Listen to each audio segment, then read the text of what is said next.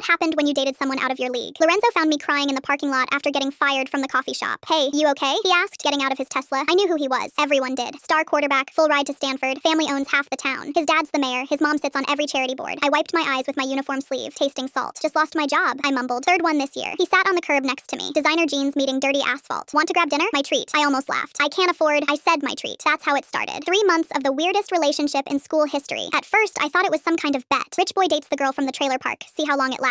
His friends definitely thought so. But Lorenzo never acted like he was slumming it. He'd pick me up in his Tesla for McDonald's dates because fancy restaurants made me uncomfortable. Not because he couldn't afford them, but because I'd spend the whole time calculating how many grocery trips that meal cost. He helped me find a new job at his uncle's bookstore. Didn't pull strings, just drove me to the interview and waited. When his friends made comments about me being a gold digger, he shut them down hard. At least Melina works for everything she has, he'd say. What's your excuse? But here's the thing about dating up that nobody tells you. You spend every single day waiting for them to wake up and realize they can do better. Every text that takes too long feels like the beginning of the end. Every time they talk to someone from their world, you wonder if today's the day they remember where they belong. I started making backup plans, emotional exit strategies, because people like Lorenzo don't stay with people like me. Not in real life. Last Friday changed everything. He took me to this overlook where all the rich kids go. City lights spreading out below us like scattered diamonds on black velvet. His Tesla was parked next to 3 other cars that cost more than my mom makes in 2 years. Melina, he said, voice different. Serious in a way that made my chest tight. My stomach dropped. This was it. The speech I'd been rehearsing responses to for weeks. You're great, but we're just too different. My parents think I need to tell you something. I braced myself. I'm not going to Stanford. What? That wasn't the script I'd prepared for. He turned to face me, eyes intense. I turned it down yesterday. My brain stuttered. But your scholarship, full ride, yeah, I know. Lorenzo, that's insane. You've wanted Stanford since I was 8, and my dad decided that's where successful people go. He ran his hands through his hair, messing up the perfect style. These past 3 months with you, you've shown me what actually matters. Not impressing people or checking boxes or living up to some predetermined plan. He grabbed my hands, rough from work despite his manicured nails. You work 2 jobs and still find time to volunteer at the animal shelter. You read poetry books during breaks instead of scrolling Instagram. You make your own lunch because eating out is wasteful, not because you're cheap. I felt tears starting again. Different ones this time. You make me want to be real instead of perfect. And I realized I don't even know who I am when I'm not trying to be what everyone expects. Lorenzo, you can't give up your future for... It wasn't my future, he interrupted. It was theirs. My parents, my coaches, everyone who had plans for my life except me. He pulled out a crumpled envelope. I already got accepted to the education program at State. I want to teach high school English. Help kids like you who are smarter than everyone assumes. Your parents must be nuclear. They cut me off yesterday. No more Tesla, no more credit cards, no more trust fund. He gestured at the car. This gets repossessed next week. His smile looked nervous but determined. So technically, you're not dating out of your league anymore. We're both broke college students now. I stared at him in the dim light. This guy who had everything handed to him, who could have coasted through life on his family's money and connections. And he chose this instead. Chose me instead. Chose uncertainty and struggle and making his own way. Us. You're completely insane, I whispered. Probably. Your parents will never forgive you. Maybe not, but I can't live their life anymore. What about football? Community college has a team. Not D1, but I never loved the pressure anyway. Just loved the game. I looked at this boy who had everything and chose nothing. So, what happens now? I asked. He leaned closer. That crooked smile I'd fallen for. Now we figure it out together. Just us. Just us, I repeated. And somehow that sounded like everything.